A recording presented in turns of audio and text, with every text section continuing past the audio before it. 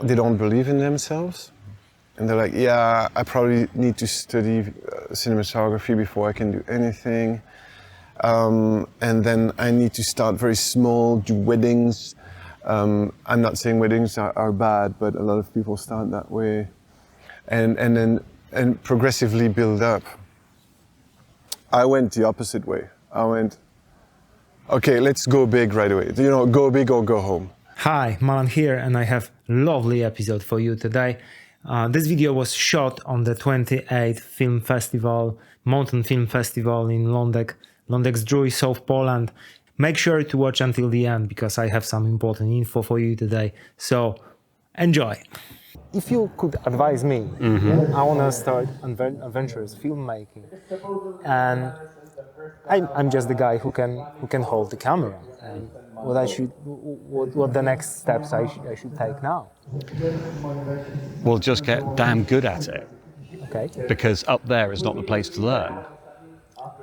So, following action, you have to be really good at following action because invariably you cannot stop the action, and invariably you can't repeat the action.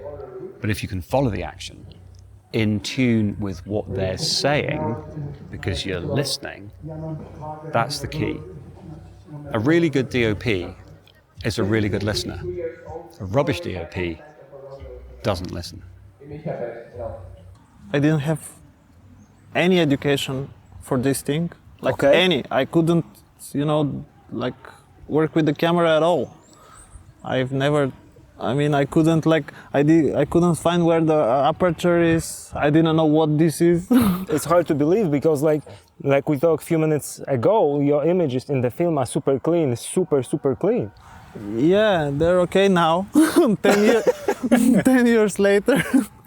Yeah, what I'm trying to say that I just self-learned this. I didn't learn it in a school or something.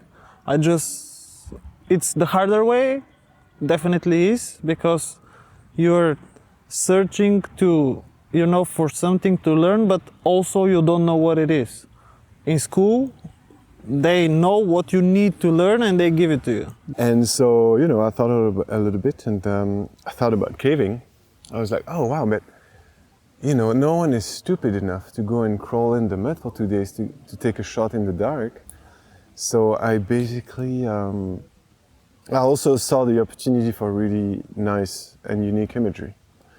So I just signed up to the local caving club and started from there.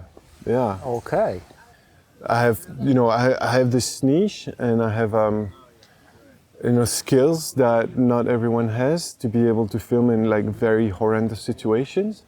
Yes, you had actors on the movie, but they were authentically scared, terrified. And how often you use your instinct to pull out the camera and that's a really interesting question actually. So you have to look behind the eye, but you also have to listen. And there are telltales. There's not only the way people hold themselves, they maybe get a little shaky hand, the voice gets a bit wobbly, but also the tongue, if they're really nervous, starts sticking to the roof of the mouth. So you can see me now. Okay. So when that starts to happen, thinking, there's something worth, roll, keep the camera running. And then beyond that, of course, you look in the eyes and you can see they're not even aware that you're there because they're so focused on their own journey and the fact that they're pretty, they're getting pretty wound up about something, whether it's terrified or whether it's emotional or whatever it is. But you have to keep that camera rolling. It's super important to watch a lot of movies. For example, I watch one movie every day. At least one. Now that's nice. Yeah, because I just cannot go to sleep without, for example. And I always in the evening watch a movie or two. So you need to watch a lot.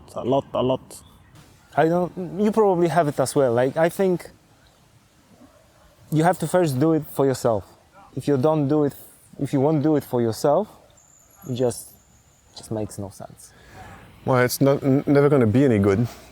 Yeah, shoot what you love. Shoot what you love is, was my mantra when I started photography.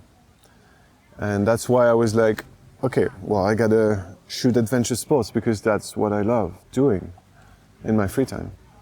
The basic stuff on a technical level, the favorite gear you work with when you go out there. Well, yeah, I've been a big Canon fan for a number of years now. I bought the C300 Mark I. Its first job was on Everest. I took it to the summit. And then it went to the South Pole at -54. And then I've literally plowed it through caves, and it's never, ever let me down. But that was the Mark I. I then went to the Mark II. I'm now on the Mark III. I love the Mark III. It's a superb sensor, great natural looking pictures, amazing off-speed capability, superb sound on 4 tracks, and it's not that big. And you can rig it in a way in which it's, for a climbing camera, it's pretty much perfect. The main ingredients in extreme sports is that everybody feels fear, they all feel. Even like the biggest names in athletes, they feel fear, but it's just something that, like a cancer or it's saying something to you doesn't mean that you have to be in this jail, you have to push forward, you have to step forward.